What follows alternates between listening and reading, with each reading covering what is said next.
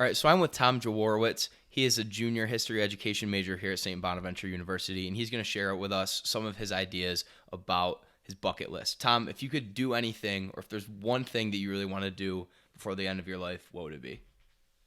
Um, I definitely want to go to Amsterdam at some point. I've heard it's really fun there. I also want to go skydiving to just kind of like hurl yourself off an airplane, but like know you're gonna live at the same time. That would be cool. I want to see the Great Wall of China.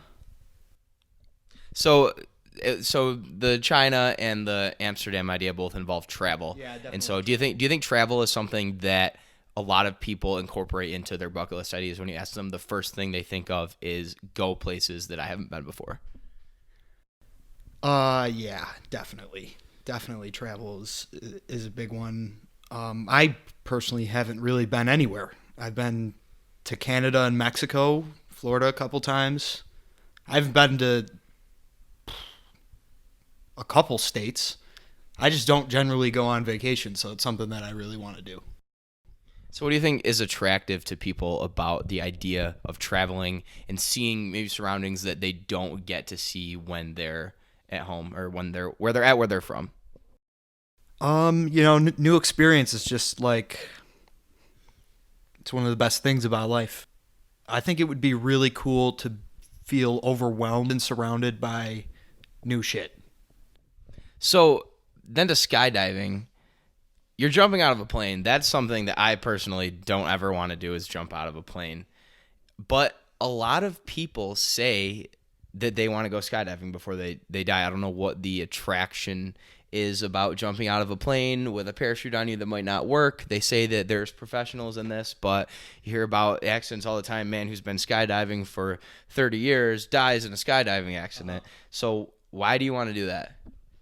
It would be really cool to fall for like an extended period of time. I think it would be an interesting feeling. And it's definitely like that thing with danger.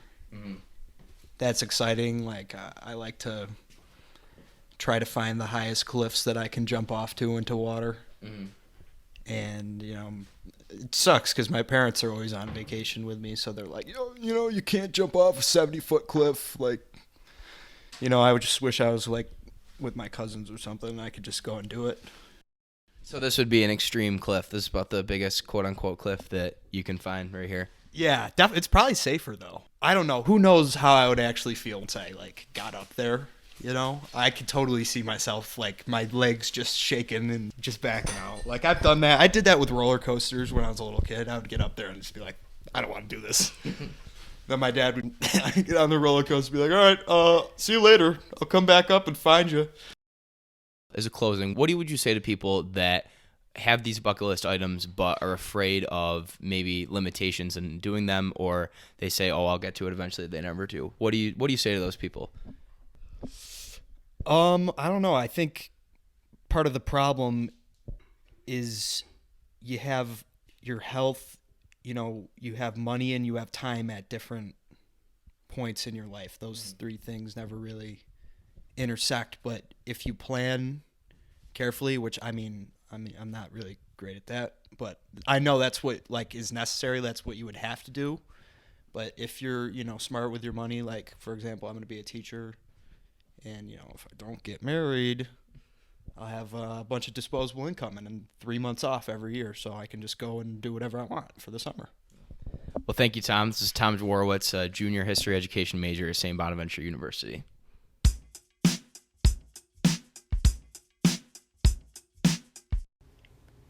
Hi, I'm Ethan Rim, and I'm going to now talk about my bucket list and why it's important for me specifically.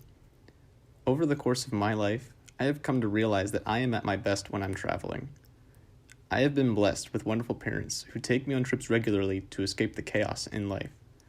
My favorite parts of most of these trips is experiencing the cultures of other places and simply being in nature.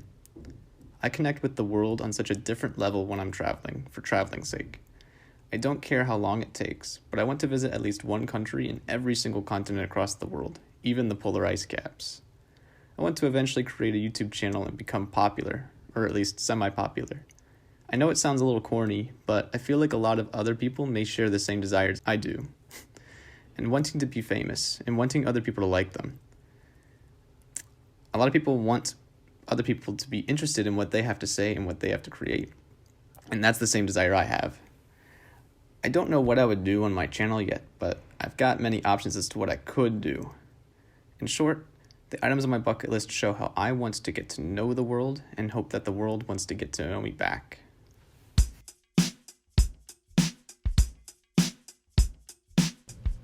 Hello everyone. Today we are with Professor Gregory Privatera, and I'm going to be asking him about his bucket list, and I'm going to be asking him what kind of advice he may have for people who might be struggling with their bucket list. Hi. Hello. So what items do you have on your bucket list today? Well, I probably have a lot, but probably two of the top ones would be, number one, being able to walk my daughter down the aisle on her wedding day. Probably a second bucket list of mine is, as I'm a book author, and it's always been a goal of mine to be able to become the best-selling author in the country for the statistics market that I publish in.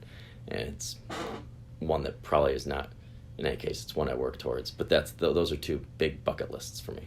Awesome. Why are these items on your bucket list?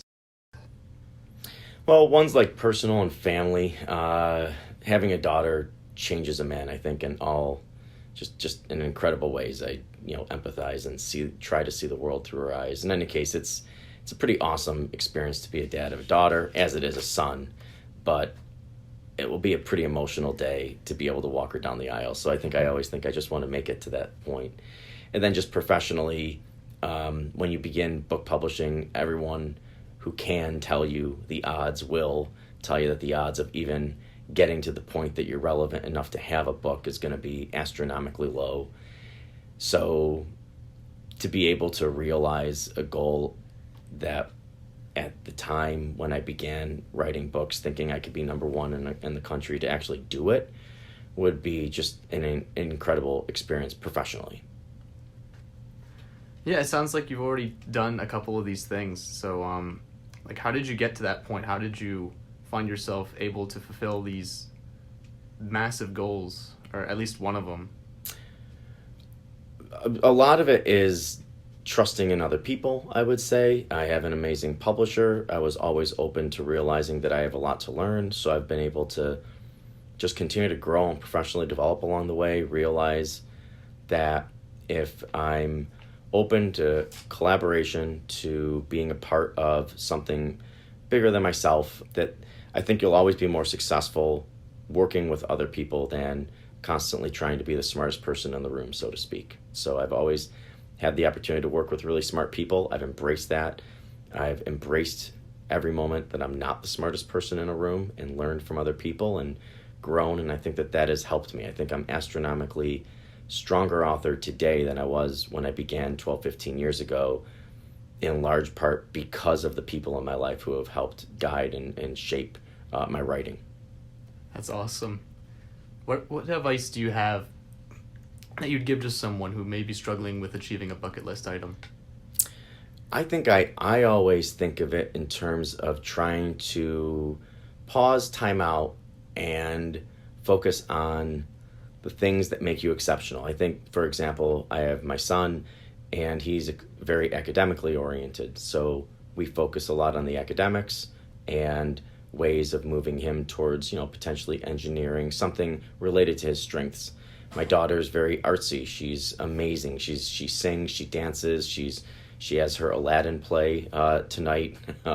So she's very artsy. And so in school she can get down on herself and think, oh, I don't measure up to everybody else. But I tell her, you can't look at everyone else to measure yourself. You have to look at yourself. And so I think that often it's just a matter of calling a time out and thinking about what makes you exceptional, the things that really bring you happiness and joy, and the things that you enjoy doing, and maybe start to try to channel your energies in that direction. In many ways, that can even lead to your ultimate goals, even if it's something beyond that. But I think always being true to yourself is always a great first step.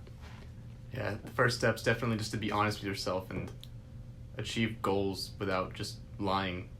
I like that. I feel like a lot of people just lie to themselves and they get caught in a spiral of setting goals and never meeting them. But yeah, thank you so much. All of that was really great, and I think that advice might help some people. Well, thank you very much.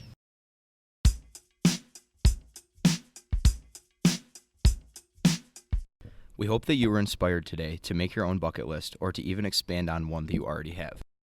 Use your unique passions to make your list, and you will be sure to accomplish them. Overcome your fears and make your plans now to dream bigger. Stories we've shared with you today will help motivate you in meeting your goals. Don't get stuck in the endless daily grind. Do something you've always wanted to do. We enjoyed sharing our thoughts and concerns about the special moments we hope to experience, but we want to hear what you have to say. Before we go, we just wanted to thank you all for joining in and listening to our views about bucket lists. Before you kick the bucket, knock an item off your bucket list.